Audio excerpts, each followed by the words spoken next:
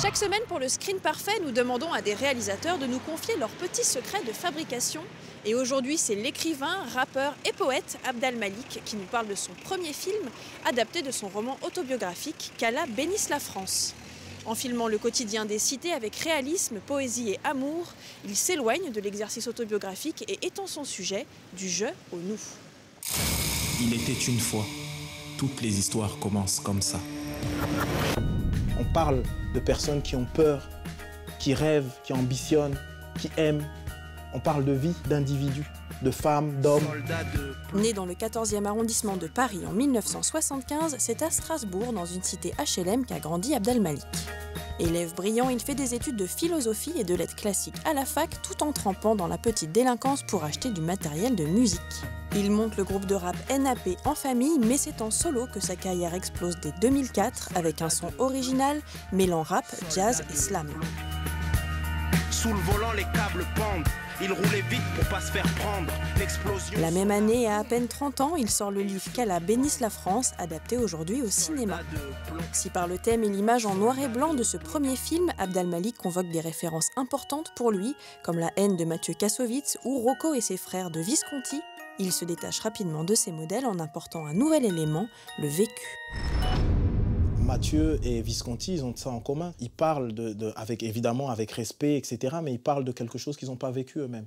Donc il y a peut-être de la documentation, il y a ce qu'on veut, mais quand on vit les choses soi-même, il y a aussi cette idée de se réapproprier son propre langage.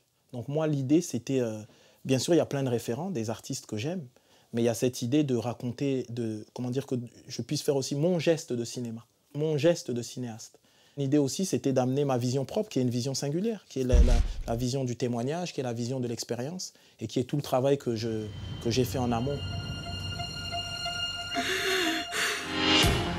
Tu t'es choisi un prénom? Abdal Malik.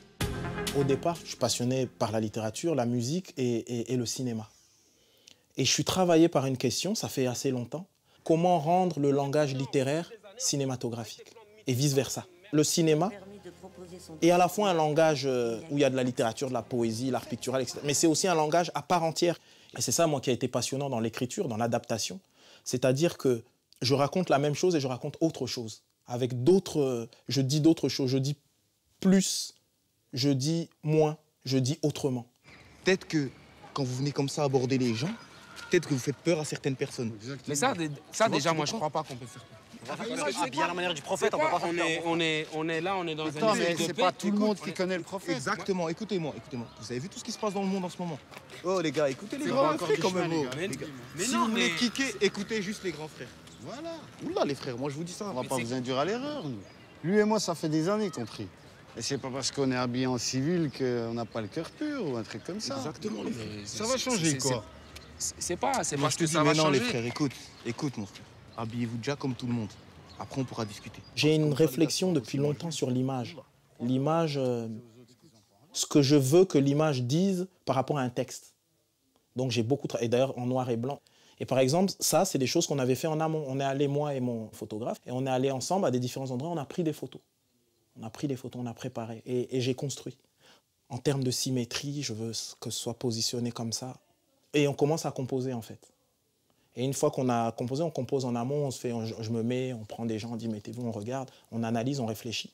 Et il y a des noms, on donne des noms, ça va être, c'est le plan cow-boy, c'est la photo cow-boy, ça c'est la photo bloc. À chaque fois qu'on doit mettre pause, on doit avoir une photo incroyable. Ma vie fut prisonnière d'un environnement où fallait avoir pour enfin être. Mais qu'est-ce qu'on a fait? Vous nous embarquez pour rien là? Oh, je parle comme je veux, ça se grave, je te dis. Oh, toi t'es mon petit frère, je parle comme ça aux gens, tu me fous là devant tout le monde. Ma bibliothèque, mes livres sont mes seuls bling-bling. Moi, quand je viens poser ma caméra sur le plateau, moi, je cherche pas, je sais où je vais la poser. Une fois le cadre posé, c'est à l'oreille qu'Abdal Malik filme ses acteurs. Je veux pas regarder et j'écoute. Et je dis non, là, il faut refaire. En fait, vous n'êtes pas dans la musique, vous n'êtes pas dans votre musique. Vous n'êtes pas dans le flow. Vous n'êtes pas, comme on dit dans le rap, vous n'êtes pas dans le beat. Il faut refaire. Percussivement, ça marche pas. Mélodiquement, ça marche pas. Harmoniquement, ça marche pas, on reprend. Ah, ça dit pas de la coke ou de l'héros. On peut au moins vendre du shit. Si on tombe pour la coke ou le touch, c'est grosse peine. Il n'y aura pas de groupe de peur à rien. On était au concert de la laiterie le mois dernier, c'était super. Tout le monde est au courant qu'on passe à Planète Rap ou pas? Ah, bien sûr. J'ai reçu une lettre du tribunal, frère. Je parle de 10 piges, je vais prendre 10 piges, il n'y a plus de Planète Rap. Rappelle-toi le lycée, t'avais fait un choix.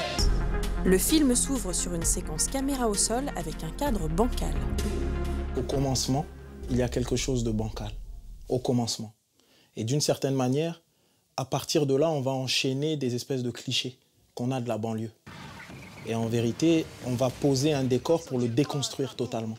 Il y a cette idée de dire qu'on est inondé par des informations ou par, par une histoire médiatique que nous racontent les médias.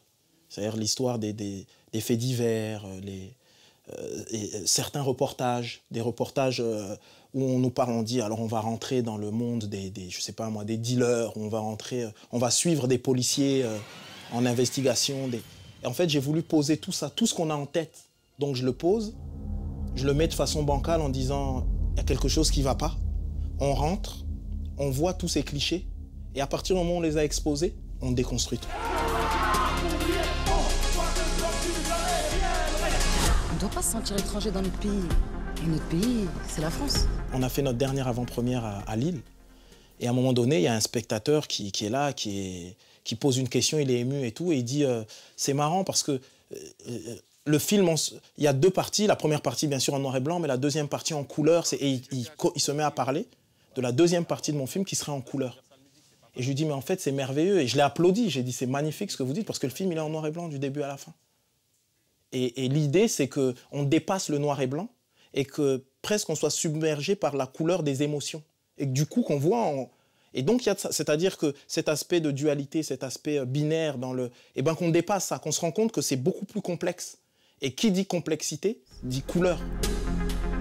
Qu'Allah bénisse la France est en salle.